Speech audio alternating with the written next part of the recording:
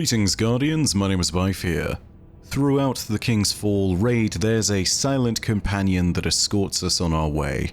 He is in fact present throughout most of the entire Taken King expansion as well, from the moment that we set down on our first mission. This silent companion reached out to both us and Eris throughout the Grimoire cards back in Destiny 1 as well, and would later become far more prevalent by the time of Forsaken and Shadowkeep in Destiny 2. His name was Toland, the Shattered One. To go over the complete story of Toland is a monumental task all on its own, but suffice to say he is one of the most important figures within Oryx's story as far as we are concerned. His desires for the secrets held within the Sword Logic and the Arcana of the Hive was part of the reason for his banishment from the tower, and his part within the downfall of Oryx is what we're briefly going to be exploring today. But first, a word from our sponsors at Outplayed. Outplayed lets you capture the best moments of your gameplay from over 300 games on Steam, which it's built to work with. It's got its own built-in clip editor, so you can just cut out all the nonsense, and it gives you the ability to export your selected clips to social media. And it's even got highlights within the different clips to show different moments in your gameplay, so you can pick out the best stuff, be that headshots, kill sprees, whatever it may be. You can download it for free in the link below and start showing off your skills to your friends today. Thanks again to Outplayed for sponsoring this video. Anyway, back to the lore. So, Toland the Shattered One is a figure that long ago began to see that the Traveler was not as infallible as the Speaker and the many Guardians of the Tower wanted to believe. He was, as many Warlocks are, openly curious about the knowledge that could be found beyond the bounds of what was readily accepted.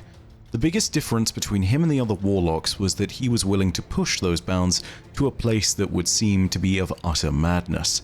Such was his determination to understand the true powers of the universe that he would delve deep into Hive scriptures and Apocrypha until he discovered something that would both change himself and the Guardians of the Tower quite irrevocably. He discovered the Hive understandings born directly from the Witness itself. He discovered the concept of sword logic. Toland is, to this day, the first source in all of Destiny's lore to mention sword logic to us, and he is still one of the best sources that helps to explain it. He does so within Ghost Fragment Darkness 3, which reads as follows. I drive myself to the edge of madness trying to explain the truth. It's so simple, elegant like a knife point. It explains, and this is not hyperbole, this is the farthest thing from exaggeration, everything. But you lay it out and they stare at you like you've just been exhaling dust. Maybe they're missing some underlying scaffolding of truth. Maybe they're all just propped on a bed of lies that must be burned away. Why does anything exist? No. Don't reach for that word. There's no reason. That's teleology, and teleology will stitch your eyelids shut. Why do we have atoms?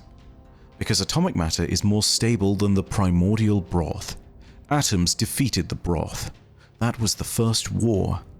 There were two ways to be and one of them won, and everything that came next was made of atoms. Atoms made stars, stars made galaxies, worlds simmered down to rock and acid, and in those smoking primordial seas the first living molecule learned to copy itself. All of this happened by one law, the blind law, which exists without mind or meaning, the simplest law, but it has no worshippers here. Out there, though. Out there. How do I explain it? It's so simple. Why don't you see? Imagine 3 great nations under 3 great queens. The first queen writes a great book of law, and her rule is just. The second queen builds a high tower, and her people climb it to see the stars. The third queen raises an army and conquers everything. The future belongs to one of these queens. Her rule is harshest and her people are unhappy, but she rules. This explains everything, you understand? This is why the universe is the way it is, and not some other way. Existence is a game that everything plays, and some strategies are winners.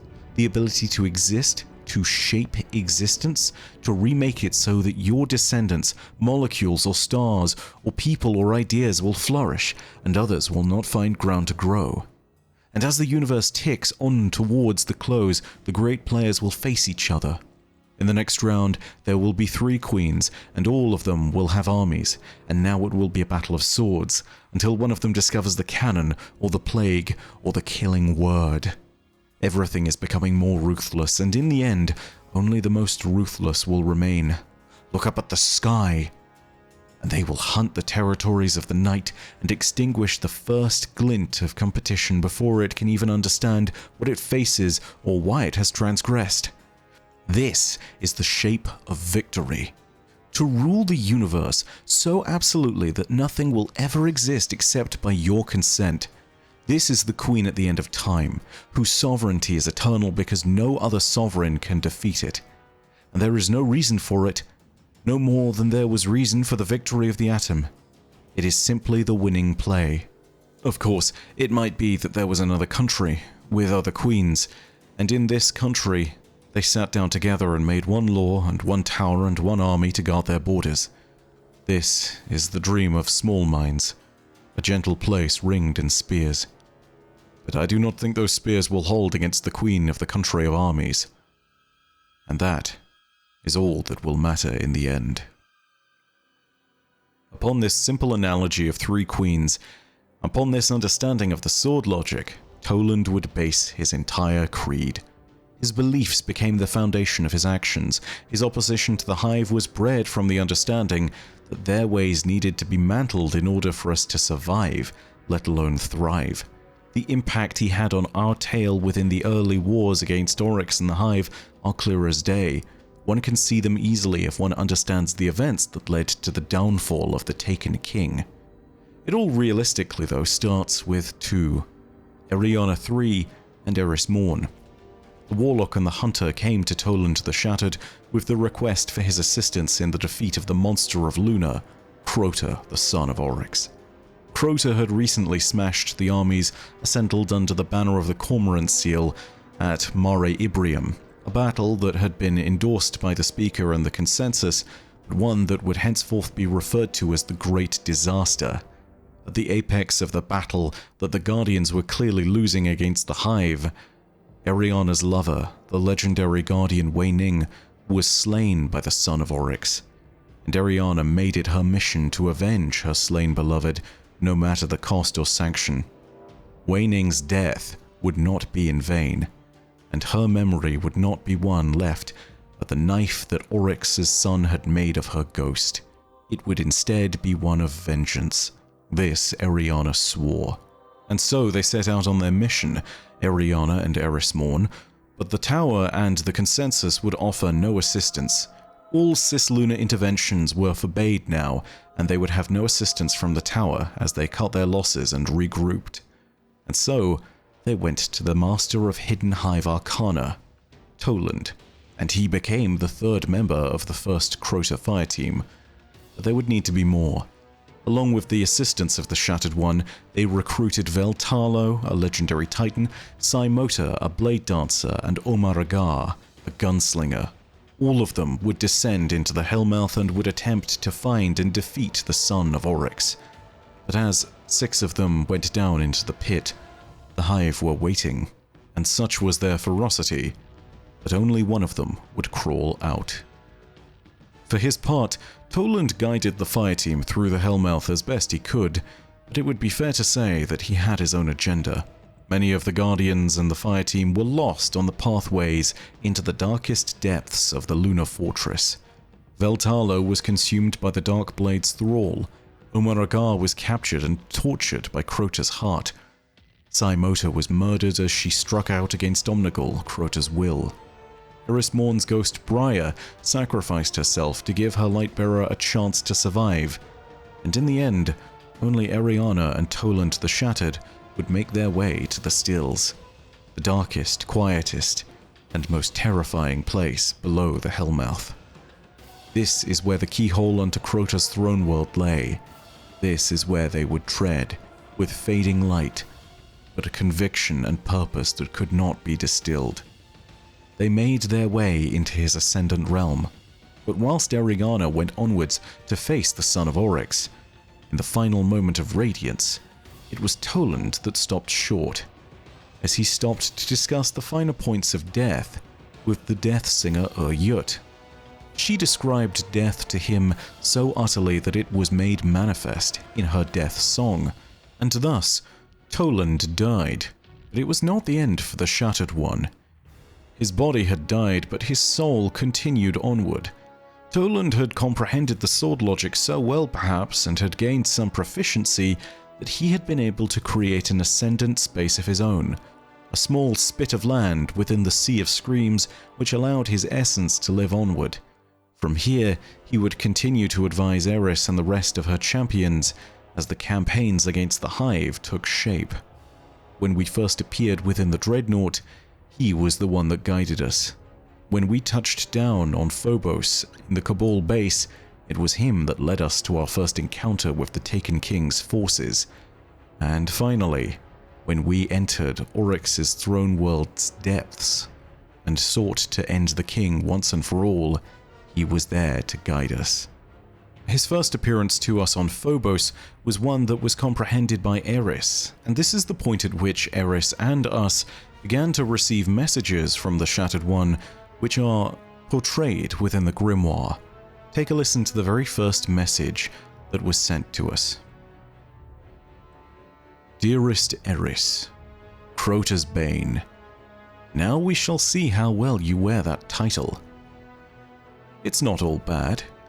Yes, the father of all your burdens comes to you with hate on his sword and hunger in his heart, but don't look at it that way. Did you not, when you lost your sight, gain another? Sharpen your intentions. When life is strength and strength is death, what is death if not hope? You just have to reach out and take it. This would be the first message of Toland to us, but it would not be the last. As we went on to encounter the echoes of Oryx and soundly defeat them, Toland was there to explain their relevance and power to us. Take a listen to this. This time this message is directed explicitly at us. Dearest Guardian, I write to you from a place of high contempt. No, don't be offended. Don't be so superficial. It's in the architecture of these spaces. They look down on you.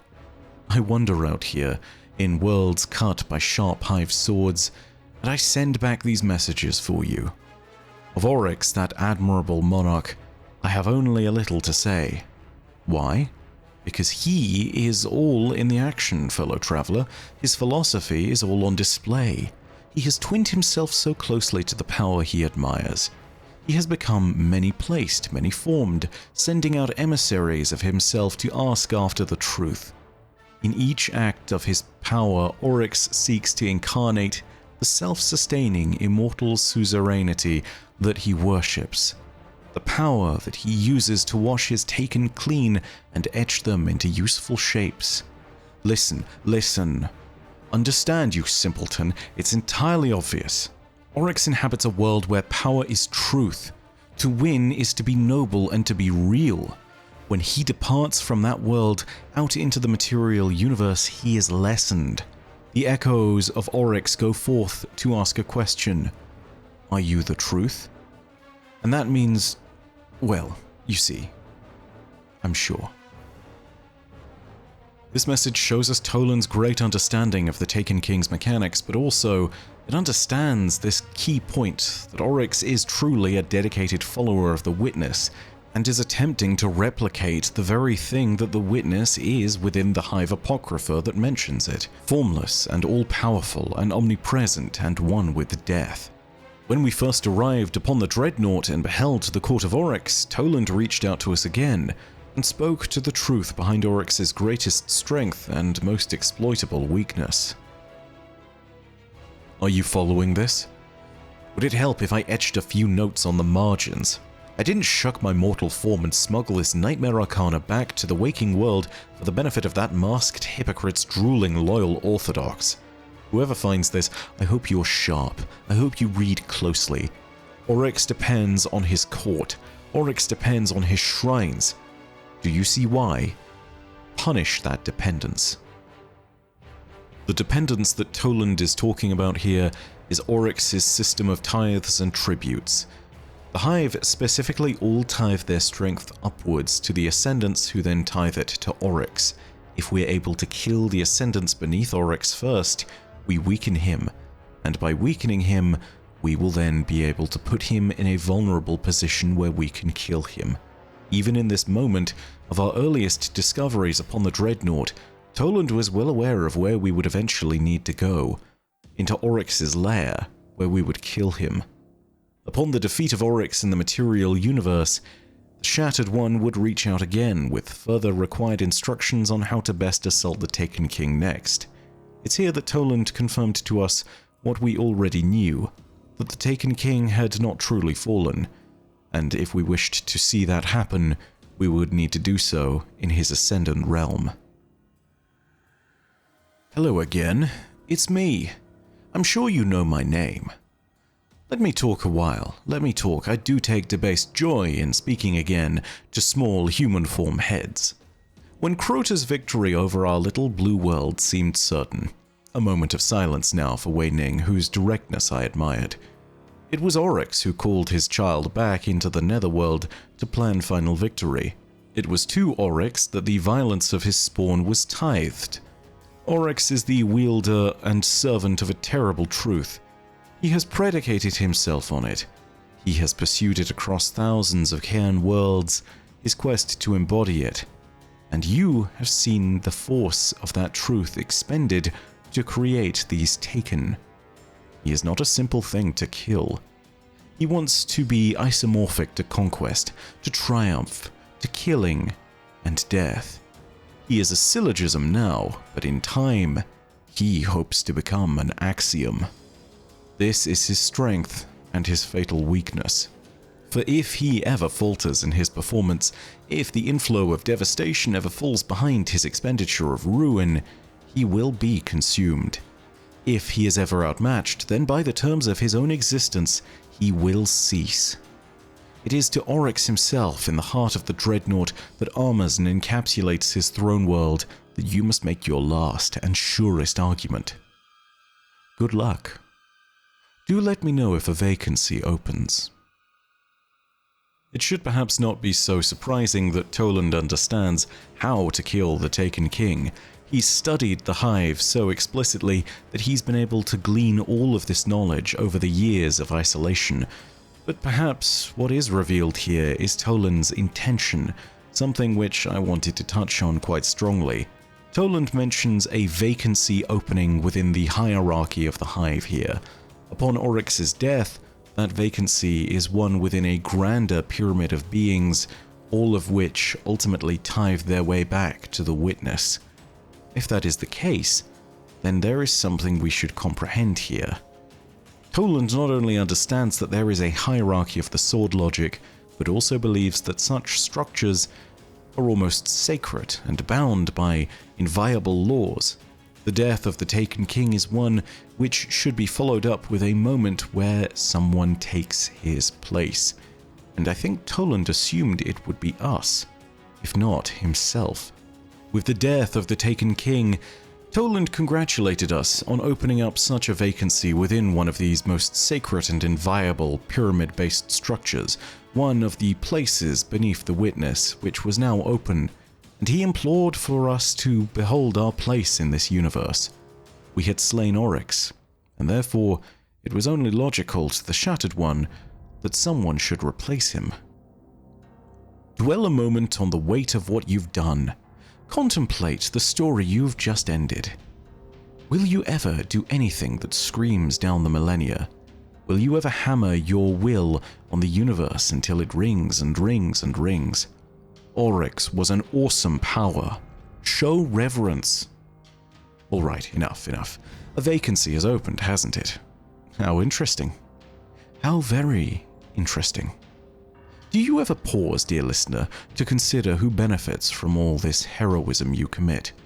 Do you ever look around you and feel the faintest chill, as if you are the tiny little ball bearing placed beneath a great mass so that it might, if pushed, begin to roll? You are a god yourself now. You've consecrated yourself.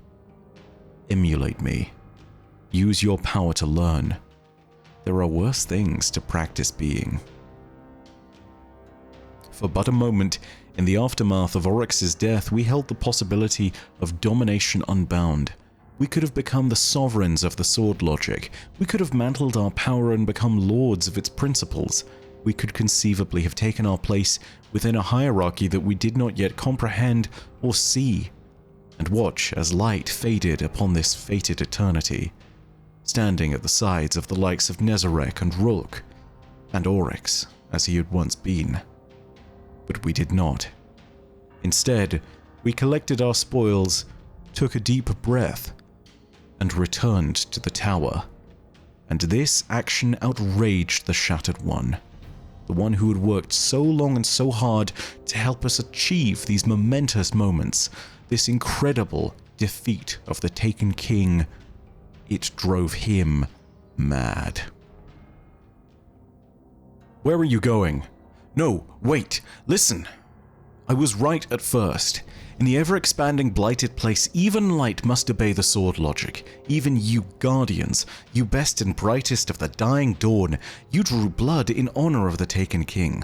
The War Priest did his duty and you did yours. Oryx was challenged, yes, but challenged in the way of the Hive, which is to say the challenger's worship is challenger's power, sword logic. You played your part well. You were not supposed to touch the light. How did you find your way into the King's cellars? How did you even recognize that benighted draft for what it was? Do you know that Hive pursue light precisely for the purpose of devouring it with slathering jaws and slick, greedy, gulping throats? How did you take, or rather untake, the blighted light that Oryx gathered to offer in sacrifice to Akka, and ignite it so that it burned and burned the darkness? It was barely light anymore. But you took it, and when you took it, you did not keep it. You set it free. You fools, you disastrous, bumbling squanderers. It's not right. Who now shall be the first navigator, lord of shapes, harrowed god, taken king? Not you. You might have been kings and queens of the deep, but you have toppled Oryx, and you have not replaced him. There must be a strongest one. It is the architecture of these spaces. Why are you leaving? We were in that moment given a chance to serve with the powers of the darkness. Instead, we turned back to the light, and Toland made the commentary, speaking not only of the way that the Hive powers had been replaced, but also of our actions within the final raid encounter of King's Fall, where we took the light from the Light Eater ogres and destroyed any bonds that the Taken King had placed on them. From that moment on, Toland would refer to us in contempt and reverence, in equal measure. He would call us by many of our earned titles such as Slayer of Oryx, but would also see fit to call us what he might believe to be great insults. Thus, when we next truly met Toland the Shattered in the Dreaming City, he would refer to us as the Squanderer, for our unwillingness to take Oryx's place, and the opportunity that we had squandered in that moment. When we met him again on the moon, it would become clear that the Witness was beginning to return, and he would refer to us from that moment as the Opener of Vacancies, a reference both to our power and, as he would see it, our terrible lack of judgment. Toland's place in the tale going forward is as of yet unknown. He is one of a series of wildcards that continue to present themselves periodically throughout the story. He is one that desires the destruction of the Hive, and yet believes in usurping their place. His allegiance is still technically unknown. In this time of the ascendance of the Witness, we will be lucky if we can still count on the Shattered One to aid us in such a time of strife, when the Queen from the country of armies arrives on our shores and works to shatter our fragile home, ringed in spears. But that's all from me for now. I do hope you enjoyed the video, and if you did, go ahead and leave a like, and also go ahead and let me know what you think in the comments section down below. My question for all of you, do you think that if he could have, that Toland would have actually taken Oryx's place? And perhaps more importantly than that, what do you think Toland's place in the future of the story is going to be? Do you reckon that he's a turncloak and that he would side with the forces of the Witness, or do you think that he would be entertained and would see us fight against them? This is one of those questions where I really don't know if there's a right answer until Bungie lets us know about it, but either way, it's fascinating to speculate about.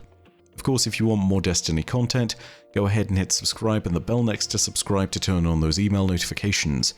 But as per usual, know that your viewership, as always, is quite enough for me. And that in the meantime, my name is Byf. Rhodacia ad Astra. I'll see you, Starside.